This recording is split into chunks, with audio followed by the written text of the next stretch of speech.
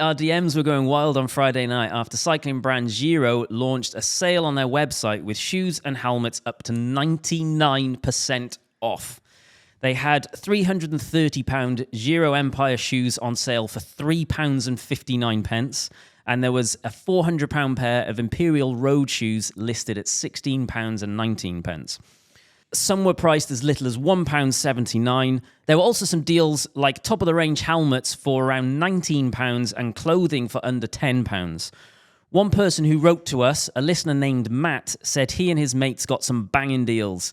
He ended up buying 2 pairs of top-end shoes for £29.68.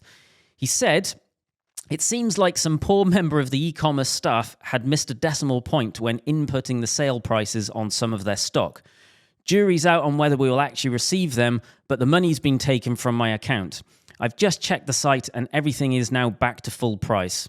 So it's unclear whether there's an error or if it's some kind of marketing tactic, but lots of signs are pointing to it being a mistake. Yeah. So someone did message me and said, there's something mad going on. I got straight on the website and was trying to buy some.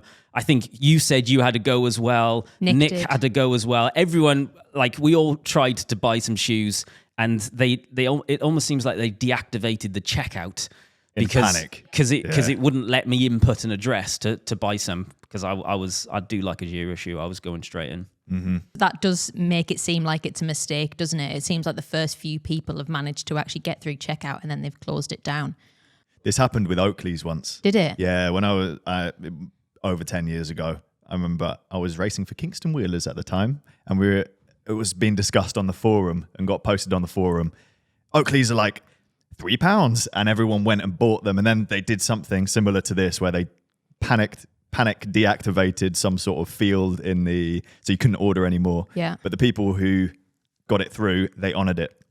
Really? Yep. Yeah, I guess maybe you have to. I don't think they do. I think with e-commerce, because it's distance selling, you don't have to. You actually have the right to cancel the transaction. Right. Whereas the difference with it being in a shop is if it displays a price, they have to fulfill it because it's there. This is the item. This is how much it costs. Whereas I think with distance selling, they can cancel the transactions.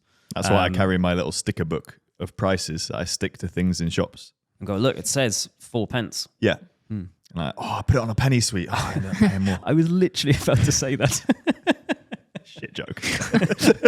Although that still would be a discount because penny sweets are 10p now, aren't they? That's true. Having worked in e-commerce previously and been responsible for when we owned Atticus, we always used to do these sort of like live drops. Stuff would be put up on the website at, for example, 10 o'clock at night, and then it would be like boom, and you had hundreds of people waiting for it to go live. So it was really like don't mess this up, and it used to haunt my dreams, the idea of accidentally just going click and something being wrong. So I don't know whether something similar has happened, but I mean, £1.79 there's an argument that if a company's not doing well, then sometimes it makes sense to sell your stuff at a loss just to clear space, because holding stock costs money.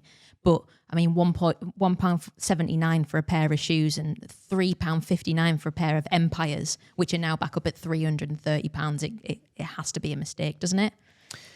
There might be something along the lines of the Giro.co.uk website being operated by a distributor that either is no longer going to be distributing them and therefore just wants to get rid of dead stock. Usually in that circumstance, so they send the stock back to the brand. Not always. Especially at the moment with what's going on. Because I think there's a helmet brand which changed from one distributor to another, and the previous distributor have got like tens of thousands of helmets that they're just sitting on that they can't do anything with. Well, they can sell them, but they can't sell them to shops. They're just trying to find ways to get rid of them. So there are things that happen, because it doesn't seem like it's a decimal point issue. None of them match up. No. If those 330s are now 359, then that suggests that they were going to sell them for £35, which is still outrageously cheap. It is. The Empires maybe, because then that was potentially £161 for a £400 shoe. That could be plausible. But I don't know. Maybe we'll find out over the coming weeks. Yeah, perhaps. I mean, we'll wait and see whether Matt gets his stuff delivered. But it's almost like seeing a unicorn, being able to see, find a sale like that at exactly the right time and get some cheap stuff. I tried so hard. I just wanted my 10 pairs of size 42 Empires.